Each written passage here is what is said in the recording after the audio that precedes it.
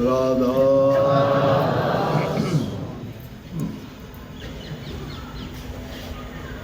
वाणी दोनों कबीर साहब की थी। पहली तो वाणी आपने सुनी, वो बड़ी रूहानी वाणी, आध्यात्मिकता के ऊंचे दर्जों का बखान था, जिसमें ले लेना मुजरा मेरा, मैं तो खास सेला थारा जी। और ये वाणी भी कबीर साहब की थी, लागी रे बाजी तन मन धन।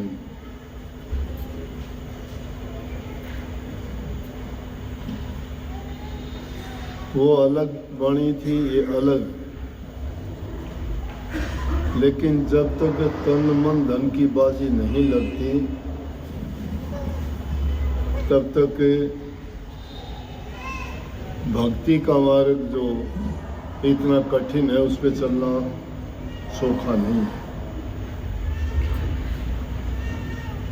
भक्ति के मार्ग में तीनों चीजों की बाजी लगानी पड़ती है। संसार में तीनों ही चीजें मुख्य हैं, तन है, मन है और धन है।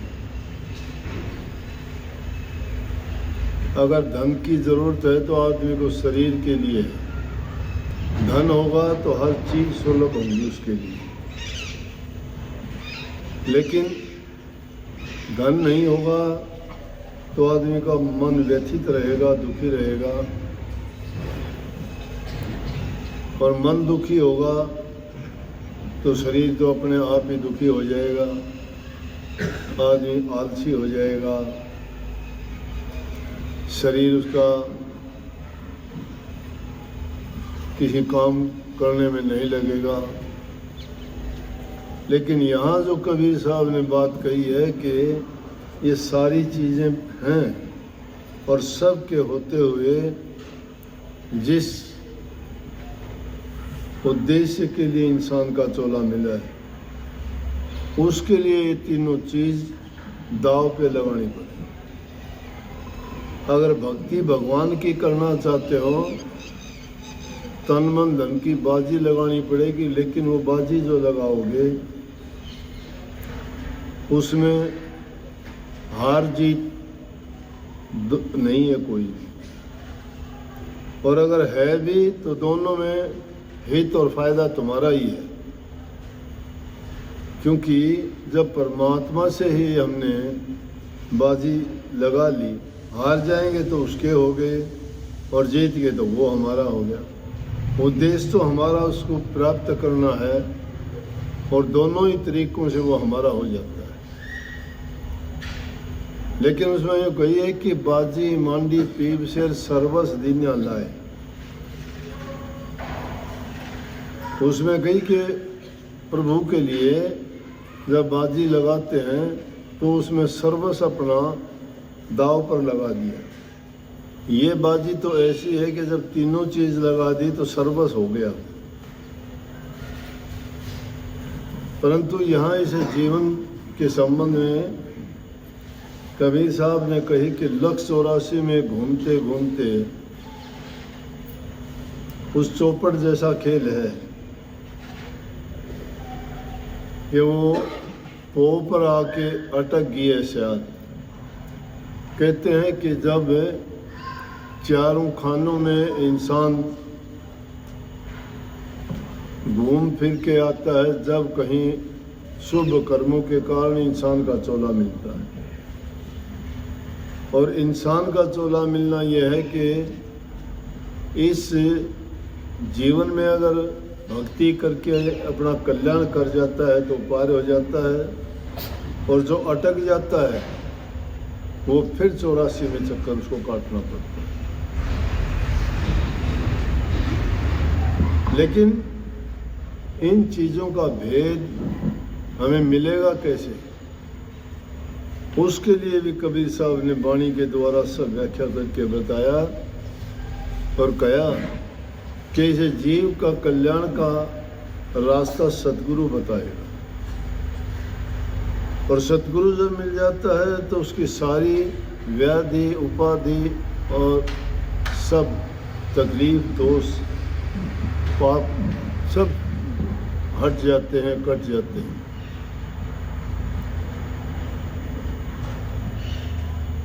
क्योंकि सतगुरु नंबर एक तो उनको जीवन जीने का तरीका, भक्ति मार्ग पर चलने का सलीका, बुरी आदतों को त्यागना, अच्छे गुणों को अपनाना और हर प्रकार से जीवन की जितनी बातें हैं कि उसका रहन सहन कैसा होना चाहिए, खान पान कैसा होना चाहिए, आचार व्यवहार कैसा होना चाहिए, उसकी जो भी जिम्मेवारी हैं उन सब जिम्मेवारियों के प्रति उसको जागरूक करके और फिर उस रास्ते पे चलाते हैं कि जिससे इसका जन्म मरण के बंधन कट जाते हैं। नहीं तो यहाँ काल और माया का रचना है सारी, और इसमें जो वो चाहते हैं वही होता है। वो इस जीव को निकलने नहीं देना चाहते। सतगुरु नाम उसका है जो हमें इन समस्याओं से निकालने का रास्ता बताए। जैसे एक बगीचे के माली ने तोता पाल रखा था और उसको पिंजरे में बंद करके अपने बाग में रखा हुआ था। तोता उस पिंजरे में बंद होके बहुत दुखी रहता था। एक दिन जंगल का तोता आया और उसने देखा कि तोता तो पिंजरे में बंद है, और पिंजरे वाले बंद तोते को देख के कहने लगा, भाई तू इसमें कैसे रहता है? बोला बहुत दुखी हूँ। बोला कि कोई मेरा छूटने का उपाय बताओ। ये बात कहनी थी, उस तोते ने उसको इशारे में बता दिया। इतनी बात कहनी थी, उसने गर्दन यूं घेर के जो जंगली तोता था थोड़ी देर लेट गया और उसके बाद उठ गया और उठ के कहने लगा कि आपको इस तरह ही करना है। जब तेरा माली आए यहाँ और वो तुझे देखे तो उसके देखते ही, उससे पहले ही आप इसी तरह लेट जाना। वो आपको बोलेगा, बाहर निकालेगा, लेकिन हिलना डुलना नहीं, और जब थोड़ा सा दूर हो उस टाइम तो मैं भाग जाऊँ। दाव बता दिया, तरीका बता दिया, और उस तोते ने वही किया। वो कैद था उस पिंजरे में, आजाद नहीं था। उसका मालिक आया, तोते ने उसको देखा, देख के और उसने गर्दन डाल दी।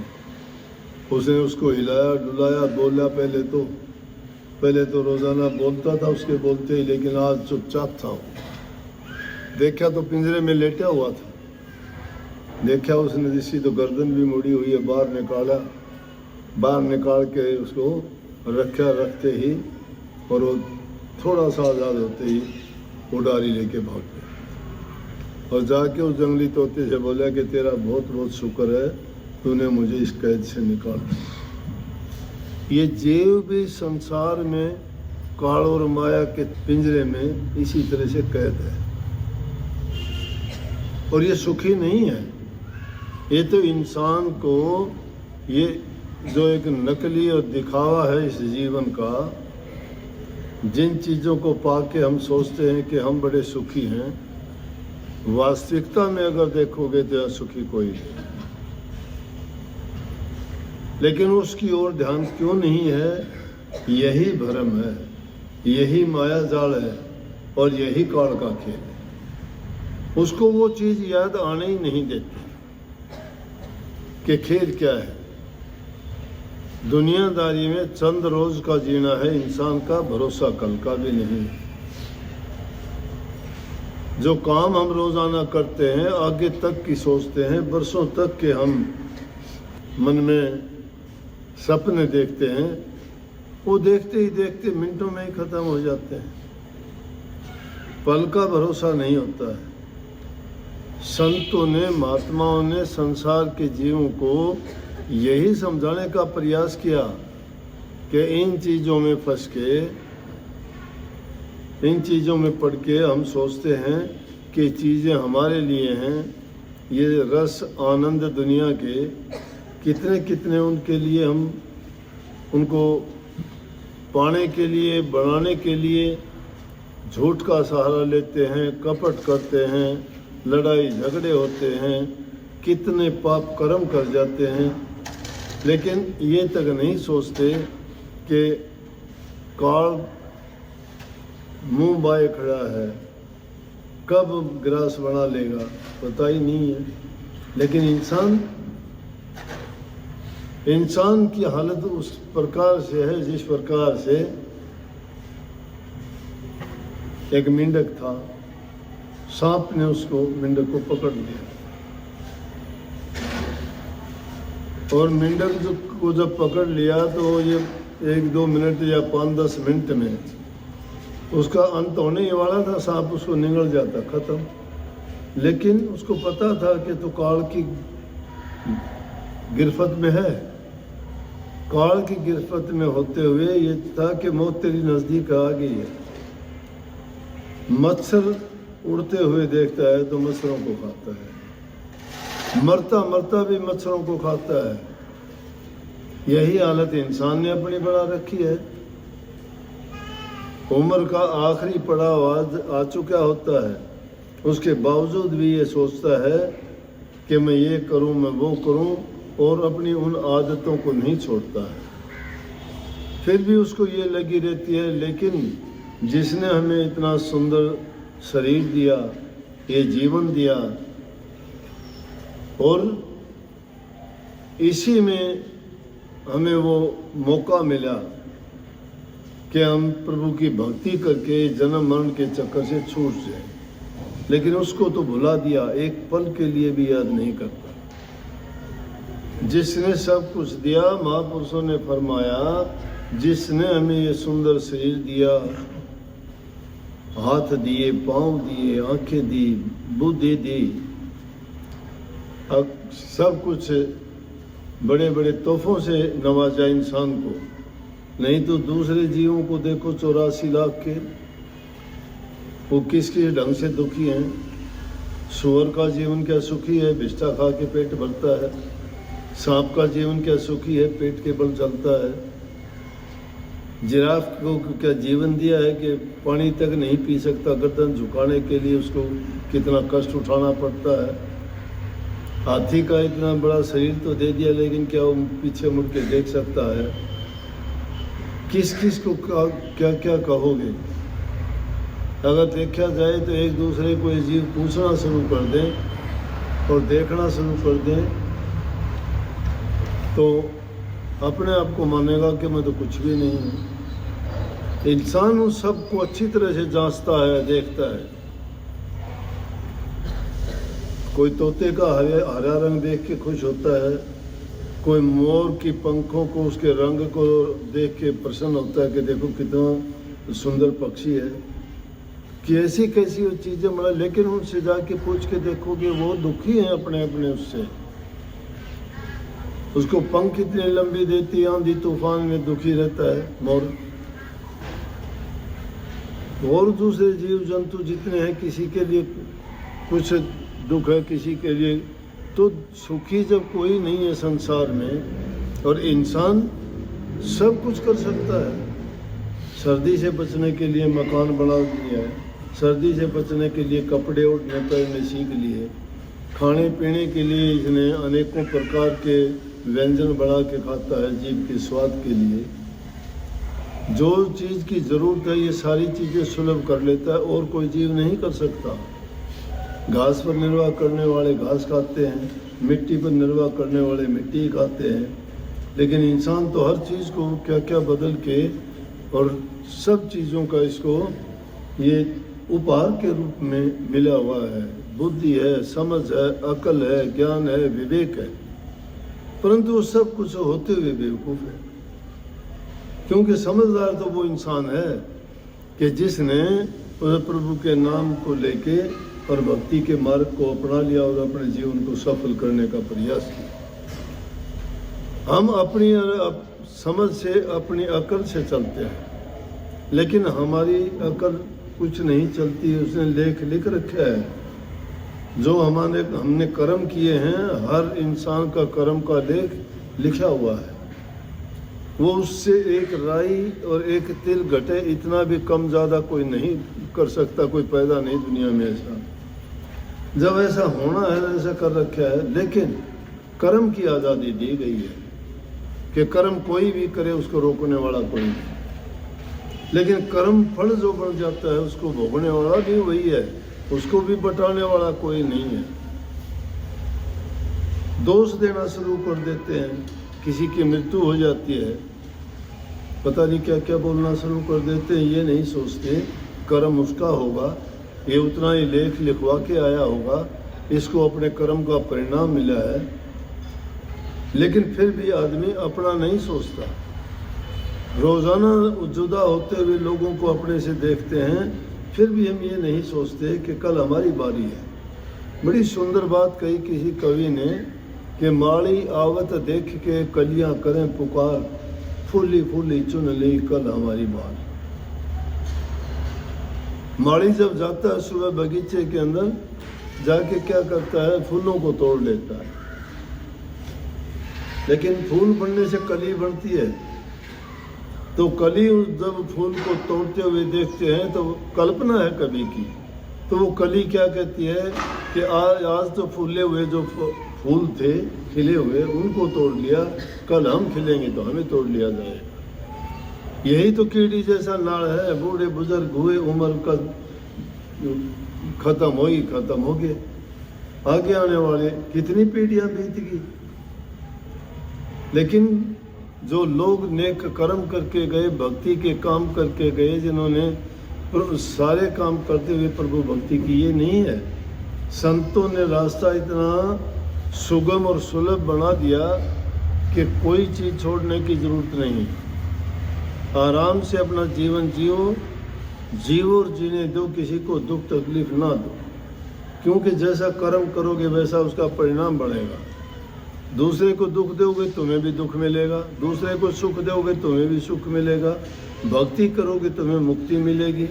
दुनियादारी का कोई कर्म करोगे वही चीज़ मिलेगी। उद्यम करोगे धन मिलेगा, खेती करोगे अनाज मिलेगा, और कोई व्यवसाय करोगे तुम्हें लाभ मिलेगा। कोई भी काम करते हो परिणाम तो हर चीज़ का है, लेकिन अच्छे काम का अच्छा परिणाम होगा जिसके कारण तुम्हें भी खुशी मिलेगी, तुम्हारे पास पड़ोस के दूसरे लोगों को, घर परिवार के लोगों को भी कोई उससे परेशानी और तकलीफ नहीं होगी। तो ऐसे कर्म करो कि जिसके कारण तुम्हें भी सुख मिले, दूसरों को भी सुख मिले, और तुम किसी के रास्ते में बाधा ना बनो। तो ये एक परंपरा चल पड़ेगी, कोई किसी के रास्ते में जब बाधा नहीं बनेगा, प्रकृति का नियम है ये। प्रकृति में नहीं देखते सारे कितने जीव जंतु पशु पक्षी होते हुए सब अपने अपने कर्म के अनुसार चले जा रहे हैं, अपने अपने ढंग से जीते हैं, अपने अपने ढंग से काम क्रियाकलाप जितने हैं वो करते हैं। लेकिन एक ही चीज़ की कमी है कि वो उनको ज्ञान नहीं है, उनके वो गुरु नहीं मिला। इसलिए कबीर साहब ने गुरु सतगुरु मिले हमारे सारे दुख बिछड़े और अंतर के पट खुल गई। सतगुरु जब मिल जाता है तो हमारे सारे दुख तकलीफ सब की सब दूर हट जाती हैं और हमारे अंतर के अंदर ज्ञान की आँख खुल जाती है, हमारा अंधकार मिट जाता है, हमारी जो भ्रम की भावनाएं होती हैं वो सारी की सारी निकल जाती हैं, और भ्रम के कारण इंसान दुख होता है। इसलिए उन भ्रमों का निवारण सतगुरु कर देता है। उनके वचन और सत्संग लगातार जब सुनते रहते हो, कभी किसी बात का मन में अनेकों प्रकार के उद्गार उठते रहते हैं। उन चीज़ों का हमारे मन में कभी कहते हैं कि मैंने किसी का बुरा नहीं किया, मेरा बुरा क्यों हुआ। कहाँ मिलेगा जवाब इसका? मैं अगर ये काम करूँगा तो इसका परिणाम क्या होगा, कौन देगा जवाब इसका? लेकिन सत्संगों में सहज में ये बात कभी ना कभी आ जाती है तो पूछने की जरूरत नहीं रहती। कई नास्तिक लोग कह देते हैं कि भगवान कोई चीज़ है ही नहीं, हम नहीं मानते। तुम किस चीज़ को मानते हो, जिसको मानते हो उसको मान लो, वही भगवान है। मान्यता क्या है? जो चीज़ अगर नहीं होती तो ये इस तरह से सिस्टम कोई चलता है कि तुम अपने घर की व्यवस्था ठीक नहीं कर सकते। 3-4 आदमी परिवार में होते हैं, उनको सही नहीं रख सकते, तो इतने कारोबार को 84 लाख योनि को जो चलाता है वो कोई है कि नहीं है? सदियों से जिसको आदमी खोजते आए हैं, कोई है कि नहीं है, उसकी खोज करते हैं। एक बच्चा अपने बाप से बिछड़ जाता है तो पूछता फिरता है, कोई मुझे बता देगा कि मैं किस माँ का बेटा हूँ? कोई मुझे बता देगा मेरा पिता कौन है, कहाँ का है? कोई बता देगा मेरा जन्म कहाँ हुआ था? वो ऐसी हालत इंसान की है कि परमात्मा है, लेकिन वो इसी तरह से बिछड़ चुका है जिस प्रकार से कोई बच्चा अपने माँ बाप से बिछड़ के अपनी जानकारी लेता फिर कि मेरा पिता कौन है। प्रभु है, उसकी खोज करने के लिए निकलो, और उस खोज करोगे तो कहीं खोजने की जरूरत नहीं, वो सब में समाया हुआ है। खोज अपने अंतर की करो। सतगुरु ने इसीलिए कहा है कि जब अंतर में जाओगे और सच्चे मन से एकाग्रचित होकर उसकी खोज करोगे, जो गुरु ने तुम्हें भेद दर्शाया है, नाम बताया है, उस नाम की डोरी को पकड़ के उस रास्ते पे चलो, तुम्हें मंजिल दर मंजिल सतगुरु अपने आप पहुंचा देंगे। सतगुरु के कहे अनुसार काम करते चले जाओ, जो आपको वो समझाते हैं उनके अनुसार अपना कर्म करते हुए। लेकिन उन बातों को जब नहीं मानोगे तो कैसे आपको प्राप्ति होगी? और चीज़ों को सबको माने तो आपने किया। किसी ने पढ़ाई की, इंजीनियरिंग की, इंजीनियर बना, डॉक्टरी की तो डॉक्टर बना, कानून की करी तो वकील बना, जज बना, अगर और कोई करी तो सैनिक बना। जिस क्षेत्र की उसने करी उसी में उसका काम चला। भक्ति मार्ग भी इसी प्रकार से एक रास्ता है, लेकिन वो इन सब रास्तों से अच्छा, सच्चा, ऊंचा, पक्का, हितकारी, लाभकारी, गुणकारी है। और वो अगर मिल जाता है और उस पर कोई चल पड़ता है तो इंसान के अहम भाव, उसका अभिमान और उसकी स्वार्थ, लालच, क्रोध चली जाती है। समता, प्रेम, सद्भावना और उसके हृदय में शांति आ जाती है, जिसके कारण उसका प्रसन्न चित्त रहता है। जो इंसान प्रसन्न चित्त है उसके अंदर समझो कि प्रभु का वास है। ये भक्तों के दिल की सच्चाई है कि प्रभु उन्हीं के दिलों में वास करते रहते हैं जो सच्चे मन से उनको याद करते हैं और अपने जीवन को पवित्र रखते हैं। पवित्र जीवन, शुद्ध हृदय, शुद्ध आत्मा जिसकी हो जाती है, वो समझो कि प्रभु का ही गुण है। ये पूछने की जरूरत नहीं रहती। आप किताबों की लिखी सुनी सुनाई बातों पर चल पड़ते हो कि उसने ये कहा, उस महाराज ने ये कहा। उन महाराजों का क्या करोगे जब तुम्हारे जीवन में सच्चाई नहीं है, अवगुण करते हो? पहले